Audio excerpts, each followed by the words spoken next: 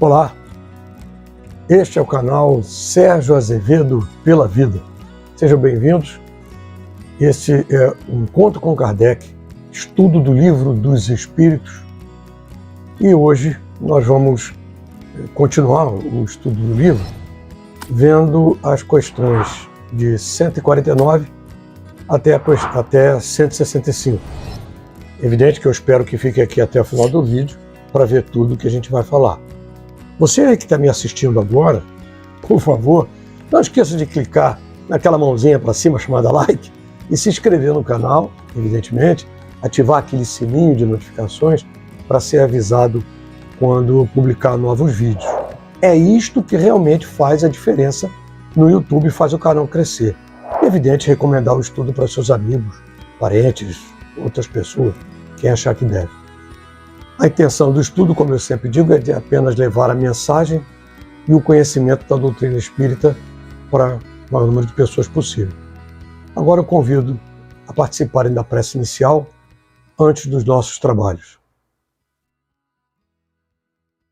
Elevamos o nosso pensamento ao Criador e lhe solicitamos a Jesus e a bons espíritos que nos ajudem e nos apoiem nessa tarefa, nessa empreitada da doutrina espírita, pedindo acima de tudo que possamos colocar em prática nos nossos atos diários, na nossa vida, os conceitos de fraternidade e amor, dado em exemplo por Jesus e tantos outros espíritos benevolentes.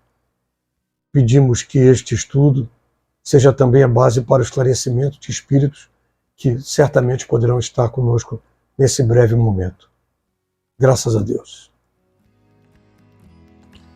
Bom, vamos ver agora, iniciando aqui o capítulo 3, a volta do espírito, extinta a vida corpórea, a vida espiritual, e estudar a alma após a morte, a separação da alma e a perturbação espiritual das questões 149 a 165. Capítulo 3, da volta do espírito extinta à vida corpórea, a vida espiritual, a alma após a morte. O que sucede à alma no instante da morte? Volta a ser espírito, isto é, volve ao mundo dos espíritos, donde se apartara momentaneamente.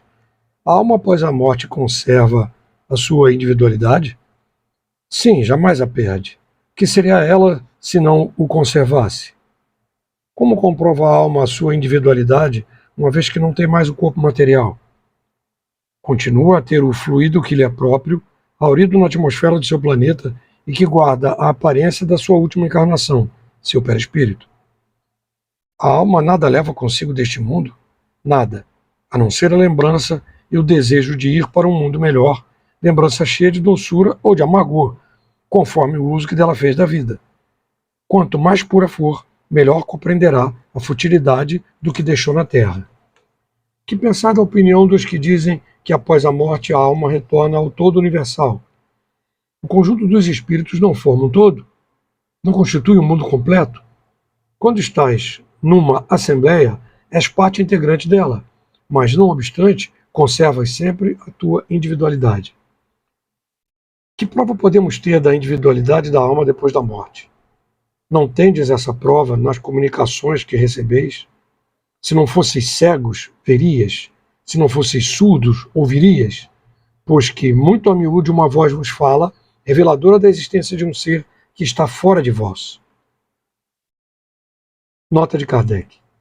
Os que pensam que pela morte a alma reingressa ao todo universal estão em erro, se supõem que, semelhante à gota d'água que cai no oceano, ela perde ali a sua individualidade. Estão certos se por todo universal entendem o conjunto de seres incorpóreos, conjunto de que cada alma ou espírito é um elemento. Se as almas se confundissem numa amálgama, só teriam as qualidades do conjunto, nada as distinguiria uma das outras. Careceriam de inteligência e de qualidades pessoais quando, ao contrário, em todas as comunicações, denotam ter consciência do seu eu e vontade própria. A diversidade infinita que apresentam sob todos os aspectos é a consequência mesma de constituir individualidades diversas. Se após a morte houvesse o que se chama um grande todo, a absorver todas as individualidades, esse todo seria uniforme, então as comunicações de que se recebem do mundo invisível seriam idênticas.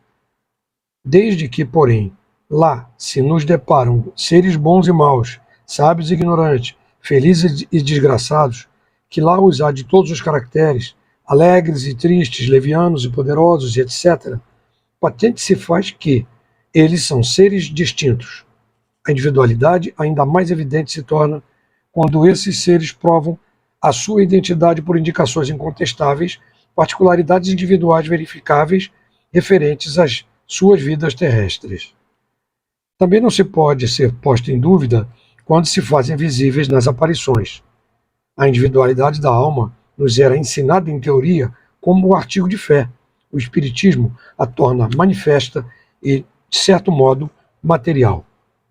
Se a alma voltasse para o todo, deixaria de ser individual. Evidente. Nesse caso, toda a sua existência na Terra não teria nenhum propósito, porque se perderia no universo. Imagine que você teve um trabalho danado para sanitizar e purificar uma quantidade de água. Gastou tempo, gastou dinheiro nisso. Vamos lá. Depois de pronto, você tira da garrafa essa água purificada e joga na caixa d'água que recolhe água da chuva. É evidente que você perdeu todo o trabalho que teve para purificar a água da garrafa.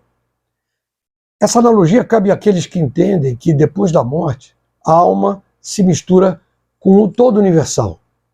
Pô, seria um absurdo desperdício de Deus na construção e manutenção de tudo que nós vivemos aqui e que nós somos aqui. Aliás, as religiões sempre ensinaram e ensinam que a alma pode se salvar, ou ir para o purgatório, ou ir para o inferno, ou ir para o céu. Significa que a religião sempre contradiz a afirmativa de voltar ao topo. Evidente que não.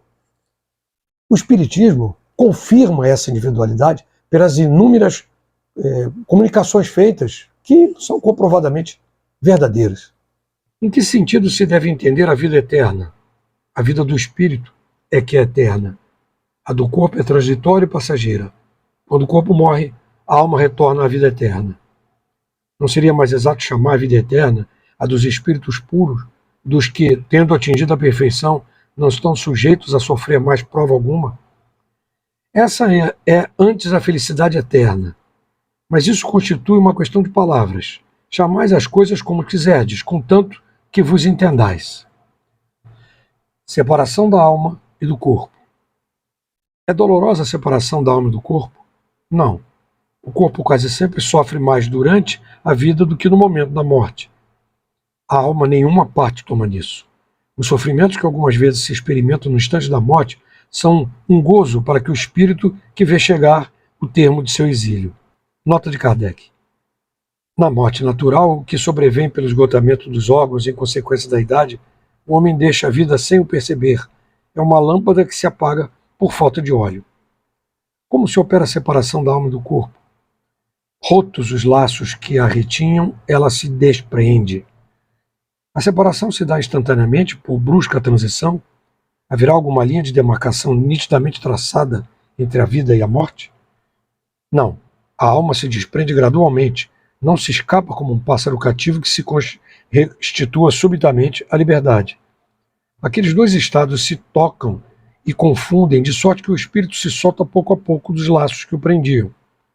Esses laços se desatam, não se quebram. Nota de Kardec. Durante a vida, o espírito se acha preso ao corpo pelo seu envoltório semimaterial ou perispírito. A morte é a destruição do corpo somente, não a desse outro invólucro que do corpo se separa quando cessa neste a vida orgânica.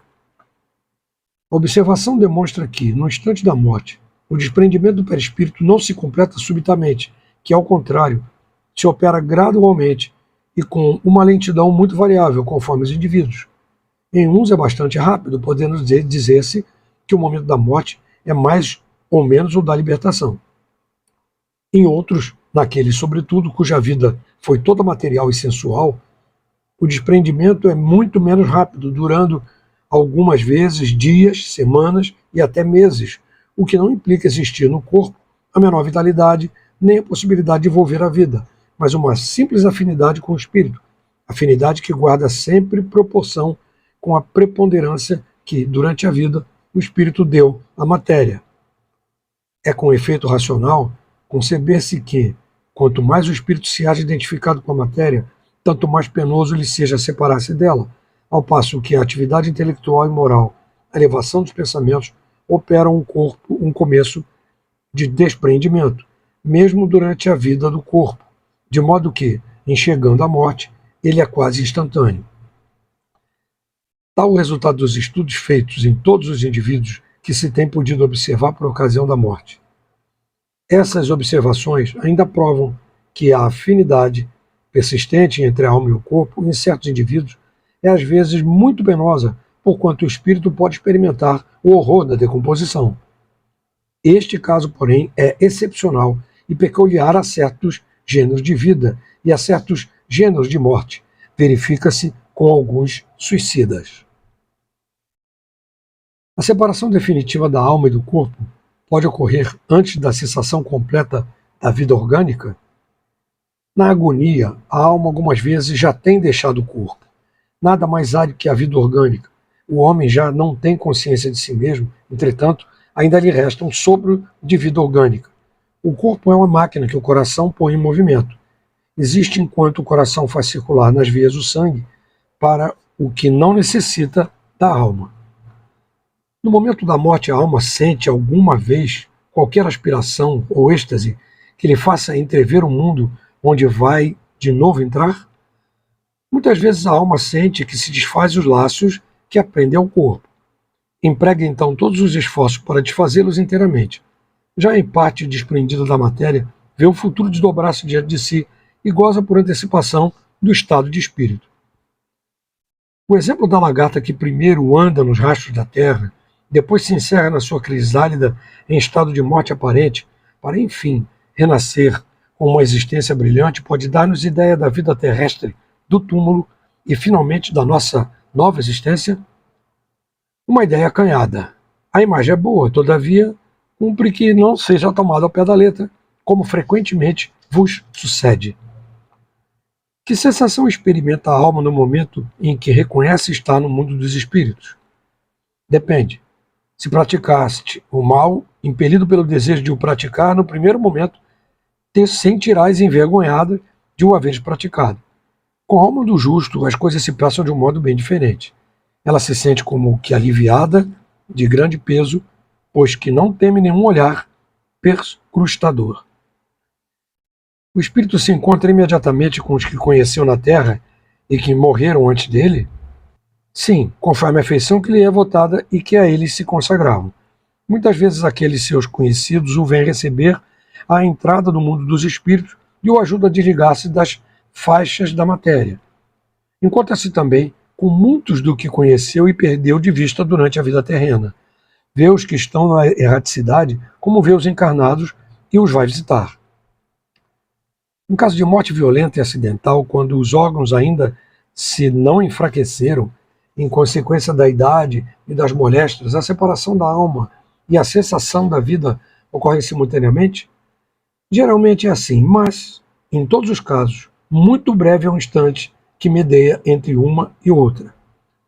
Após a decapitação, por exemplo, conserva o homem, por alguns instantes, a consciência de si mesmo? Não rara conserva durante alguns minutos, até que a vida orgânica se tenha extinguido completamente. Mas, também, quase sempre a apreensão da morte lhe faz prender aquela consciência antes do momento do suplício. Nota de Kardec. Trata-se aqui da consciência que o supliciado pode ter de si mesmo como homem e por intermédio dos órgãos, não do espírito. Se não perder essa consciência antes do suplício, pode conservá-la por alguns breves instantes.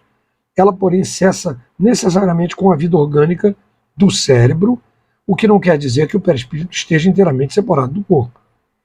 Ao contrário, em todos os casos de morte violenta, quando a morte não resulta da extinção gradual das forças vitais, mais tenazes são os laços que prendem o corpo ao perispírito e, portanto, mais lento o desprendimento completo. Na morte natural, que significa o esgotamento do princípio vital, a pessoa praticamente fica como se tivesse acordado de um sono.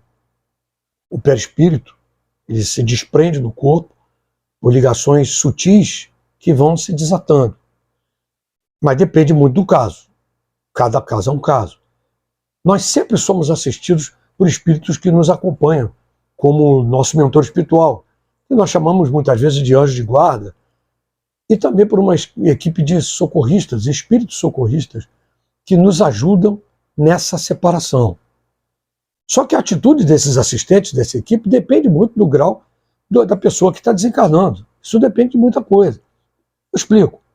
Uma pessoa que tenha voltado a sua vida para o bem não vai sentir efeito desse desligamento, dessa separação do corpo. Agora, uma pessoa que tenha voltado a sua vida para o mal, ou não voltar totalmente, mas sacaneando, degradando a vida dos outros, etc., terá a presença de equipe socorrista, mas podem interferir pouco, quer dizer, elas podem pouco interferir naquilo, na separação, ou nada, como uma expiação que a pessoa precisa passar. Como eu disse, depende de cada caso. Um suicida, por exemplo, ele se separa do corpo, mas continua sentindo as sensações do corpo. Inclusive, em alguns casos, até a degradação do corpo, a putrefação do corpo. Mas eu repito, também nesse caso do suicídio, depende muito de cada caso. Não existe uma regra firme, específica, rígida para isso. Não é assim. Depende muito da circunstância de cada um.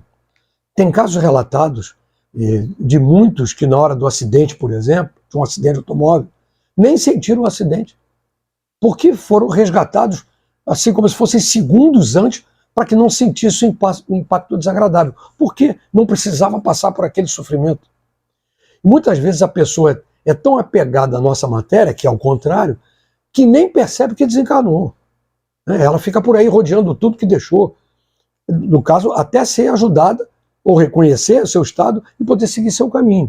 Aliás, hoje em dia, isso é muito comum de acontecer, e essa pessoa se torna um obsessor até involuntário, porque ele não percebe que morreu, fica ali junto da esposa, do filho, do marido, do parente, da família, e pode criar um ambiente com vibrações ruins que certamente vão incomodar e atrapalhar a vida daqueles que ficaram ali.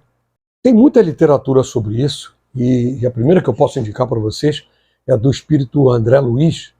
Ele é apelidado do Repórter do Além, iniciando com o livro Nosso Lar. Um livro muito conhecido, possivelmente alguém já tenha até lido.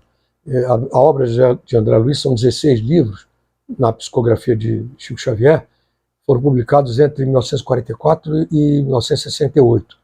Em outro momento a gente fala sobre algumas dessas obras ali, porque é um material muito rico. Para vocês terem uma ideia, em 2013 tem uma revista, a Neuroendocrinology Letter, é uma revista americana especializada na área médica, né, por profissionais de neuroendocrinologia, neurociência, medicina bioquímica, esse tipo de coisa. E eles afirmaram, isso foi agora em 2013, que a obra de André Luiz continha várias informações altamente complexas, quer dizer, sobre a fisiologia da glândula pineal, que é a epífise, e que só foram cientificamente comprovadas agora, quase 70 anos depois, após a publicação do livro Missionários da Luz, que fala muito sobre essa glândula. Esse livro foi de 1945. Perturbação espiritual. A alma tem consciência de si mesma imediatamente após deixar o corpo? Imediatamente não é bem o termo. A alma passa algum tempo em estado de perturbação. A perturbação que se segue à separação da alma e do corpo é o mesmo grau e da mesma duração para todos os espíritos? Não. Depende da elevação de cada um.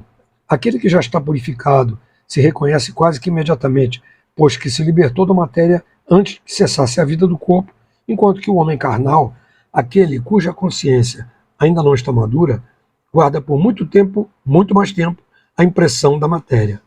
O conhecimento do Espiritismo exerce alguma influência sobre a duração, mais ou menos longa, da perturbação? Influência muito grande. Por isso que o espírito já antecipadamente compreendia a sua situação. Mas a prática do bem e a consciência pura são o que de maior influência exercem. Nota de Kardec. Por ocasião da morte, tudo, a princípio, é confuso. De algum tempo precisa a alma para entrar no conhecimento de si mesma. Ela se acha como que aturdida no estado de uma pessoa que despertou de profundo sono e procura orientar-se sobre a sua situação. A lucidez das ideias e a memória do passado lhe voltam à medida que se apaga a influência da matéria e ela acaba de abandonar, e à medida que se dissipa a espécie de névoa que lhe obscurece os pensamentos. Muito variável é o tempo que dura a perturbação que se segue à morte. Pode ser de algumas horas, como também de muitos meses e até de muitos anos. Aqueles que desde quando haviam vivido na Terra se identificaram com o estado futuro que os aguardava são os em quem menos longa ela é, porque esses compreendem imediatamente a posição em que se encontram. Aquela perturbação apresenta circunstâncias especiais de acordo com os caracteres dos indivíduos e principalmente com o gênero de morte. Nos casos de morte violenta, por suplício, acidente, apoplexia, ferimentos, etc., o espírito fica surpreendido, espantado e não acredita estar morto. Obstinadamente, sustenta que não está. No entanto, vê o seu próprio corpo, reconhece que esse é o seu corpo, mas não compreende que se acha separado dele. Acerca-se das pessoas a quem estima, fala-lhes e não percebe porque elas não o ouvem. Semelhante ilusão se prolonga até o completo desprendimento do perispírito. Só então o espírito se reconhece como tal e compreende que não pertence mais ao número dos vivos. Este fenômeno se explica facilmente. Surpreendido de improviso pela morte, o espírito fica atordoado com a brusca mudança que nele se operou. Considera ainda a morte como um sinônimo de destruição, de aniquilação. Ora, porque pensa, vê, ouve, tem a sensação de não estar morto. Mas lhe aumenta a ilusão o fato de se ver com um corpo semelhante na forma ao precedente, mas cuja natureza etérea ainda não teve tempo de estudar. Julga o sólido e compacto como o primeiro, e quando se lhe chama a atenção para esse ponto, admira-se de não poder palpá-lo. Esse fenômeno é análogo aos que ocorrem com alguns sonâmbulos inexperientes que não creem dormir.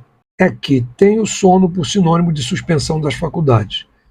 Ora, como pensam livremente e veem, julgam naturalmente que não dormem. Certos espíritos revelam essa particularidade, se bem que a morte não lhes tenha sobrevivido inopinadamente. Todavia, sempre mais generalizada se apresenta entre os que, embora doentes, não pensavam em morrer. Observa-se então o singular espetáculo de um espírito assistir ao próprio enterramento, como se fora o de um estranho, falando desse ato como se as coisas não lhe dissessem respeito, até o momento em que compreende a verdade.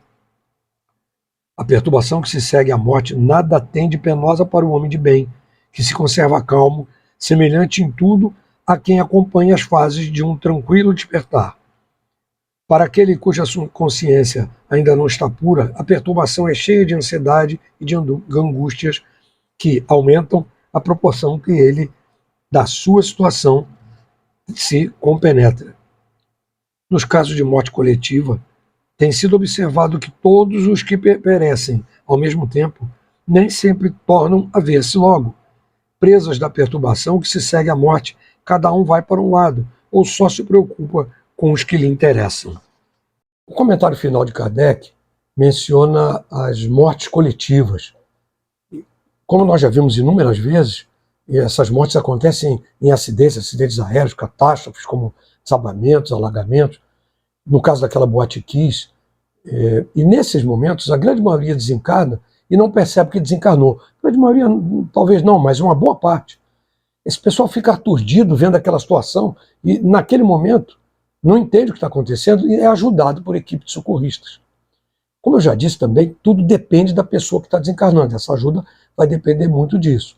Cada caso é um caso específico, mas em linhas gerais, eles nos informam que ajudam nessa separação, nesse momento de desligamento, no caso dessas mortes assim, né?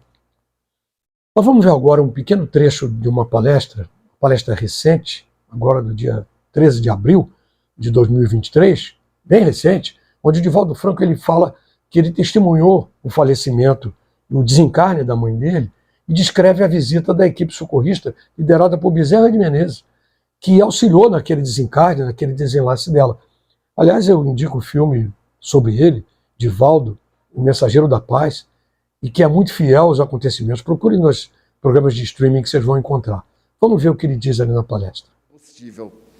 E então eu disse a ela, passou o dia fatal, não era. Passou o outro dia, pela manhã, Joana me disse, fique o tempo todo junto de sua mãezinha, porque às 10, 11 horas, nós iremos desligar os últimos liames. Eu fiquei amargurado, porque sempre é uma dor. Mas como para mim a imortalidade é uma certeza, eu não tinha o direito de prendê-la. E então eu fiquei sentado ali ao lado, contando história, conversando. Quando foi mais ou menos 9 horas, ela disse assim, meu filho, que horas são? Eu disse, 9 horas. Eu disse, é hoje.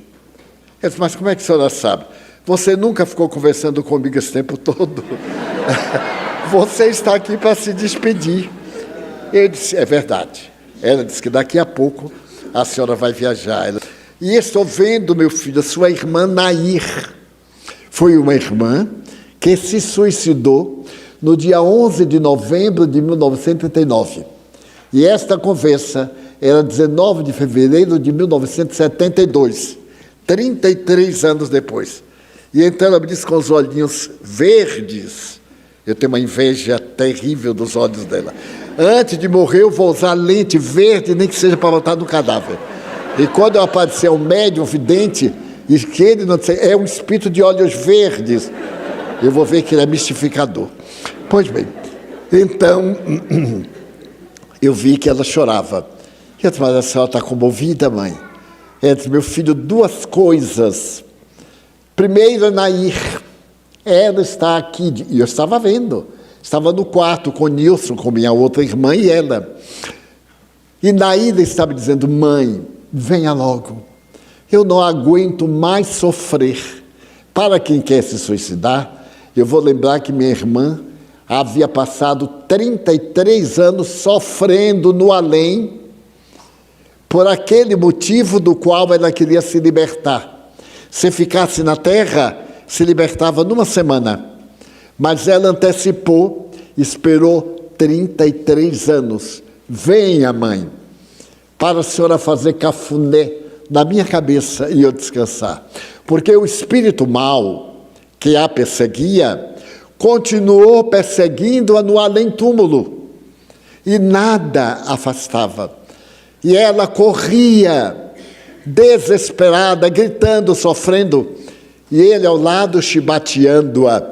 Não queria morrer, miserável? Eis aí a morte. Ninguém tem o direito de interromper a vida, nem ninguém foge do seu próprio karma. Então, Nair, meu filho, está pedindo, e eu tenho que ir socorrer sua irmã. Nesse momento ela parou, e eu vi chegar o Dr. Bezerra de Menezes e uma equipe de amigos espirituais. E começaram a trabalhar nesta parte da cabeça, o centro coronário da coroa. É o centro em que a pessoa está ligado, não é o umbigo, como se diz. É esta parte, aparece um cordão fluídico, como se fosse de algodão, e vai esgarçando até romper. Não há uma ruptura rápida. Quando há, o espírito se perturba, porque vai jogado de uma condição a outra, de um clima psíquico e físico a outro, porque a lei de gravidade funciona lá também. Nós estamos sob a ação do sistema solar, e as leis são as mesmas. Muito bem, então o doutor Bezerra chegou e começou a desenovelar, e de vez em quando ela tinha uma dificuldade respiratória, estava começando a morte. Veja que o Divaldo descreve exatamente o que é informado nas questões do Livro dos Espíritos. Mas eu repito, mais uma vez, depende fundamentalmente da condição em que se encontra a pessoa quando desencarnou. No caso específico da mãe dele, ela era uma pessoa extremamente dedicada à caridade, uma pessoa muito bondosa. É o que a gente chama de uma pessoa muito do bem. Ela era assim, né? Evidentemente, por isso teve aquela ajuda. Bom, eu espero que o conteúdo desse Encontro 9 tenha sido de valia e tenha sido muito útil para todo mundo. Eu convido agora a que acompanhem comigo a prece final, onde eu convido todos a uma reflexão. Elevamos os nossos pensamentos ao Criador e agradecemos por permitir estar aqui compartilhando esses momentos de estudo, agradecendo também a ajuda de espíritos amigos que estão nos orientando e apoiando nessa tarefa. Graças a Deus. Muito bem. Eu lembro que está disponível aqui nos comentários a versão apenas em áudio, para quem quiser apenas ouvir o áudio desses encontros, a versão em podcast, que pode ser ouvido no próprio YouTube, pode ser baixado ou ouvido diretamente, ou então ouvido pelo Spotify, quem prefere esse streaming. E os links estão aqui na descrição do vídeo, fique à vontade para utilizar. Eu fico muito agradecido por estarem assistindo ao estudo e eu sugiro que comentem e compartilhem com seus amigos, principalmente aqueles que têm dúvidas com relação à doutrina espírita ou que não a conhecem, ou até pessoas que estejam passando em momentos de dificuldade, que eu tenho certeza que será um alento. A leitura do livro, o estudo que a gente está fazendo aqui, pode ser um alento. Agora, eu sempre repito, não deixe de deixar aquele joinha, aquela mãozinha chamada like, para o YouTube poder convidar outras pessoas também a participar do estudo. Ativa aquele sininho de notificações que tem lá, para que o YouTube também possa avisá-lo quando forem publicados novos vídeos. Isso é que faz o canal crescer e outras pessoas também poderem ter acesso ao estudo.